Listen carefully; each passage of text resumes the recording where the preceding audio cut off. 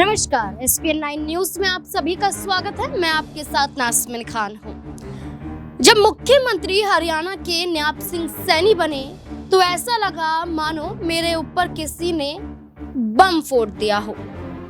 मैं भारतीय जनता पार्टी का अनन्य भक्त हूँ और भारतीय जनता पार्टी के बिना सहयोग से मैं आज हरियाणा में मजबूती के साथ खड़ा हूँ।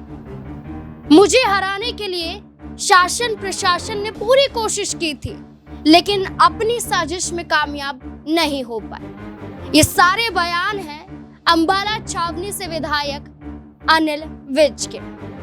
अनिल विज जो परिवहन मंत्री तो बन जाते हैं, श्रम विभाग भी उनके पास पहुंच जाता है, लेकिन अनिल विज लगातार अपनी ही सरकार को घेरने से बाज नहीं आ रहे हैं।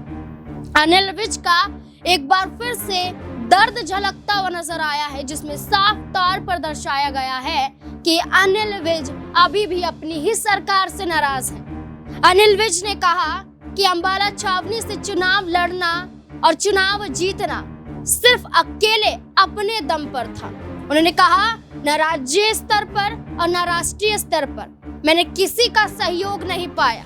मैंने विकास और कार्य के आधार पर चुनाव लड़ा और चुनाव जीता।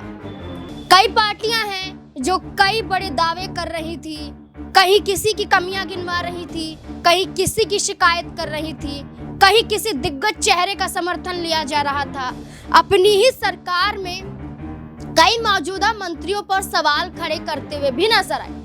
उनका कहना था कि कई ऐसे चेहरे हैं जो प्रत्याशी के रूप में चुनाव तो लड़ते हुए नजर आए, लेकिन उन्हें भी हाईकमान का सहारा लेना पड़ा।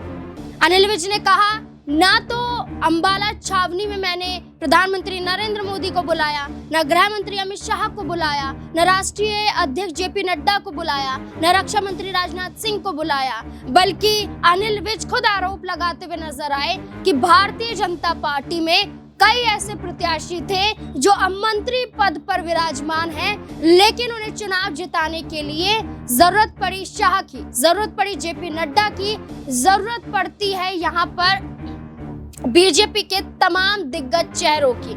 ऐसे में उन्होंने कहा कि पूरी कोशिश की गई, लेकिन अकेले अपने दम पर मैं चुनाव जीता हूँ। मैंने किसी का सहारा नहीं लिया और हो सकता था मैं चुनाव हार भी जाता, लेकिन मैं जानता था कि जो मेरे काम है मुझे काम जिताएगा और यही नतीजा भी है। अब देखना होगा अनिल विज ने तमाम मंत्रियों तमाम विधायकों पर भी शिकंजा कस दिया और अपनी ही सरकार को एक बार फिर से घेर दिया और ये साबित कर दिया कि इतनी मेहनत के बावजूद भी बीजेपी उन्हें सीएम पद तक नहीं पहुंचा पाई।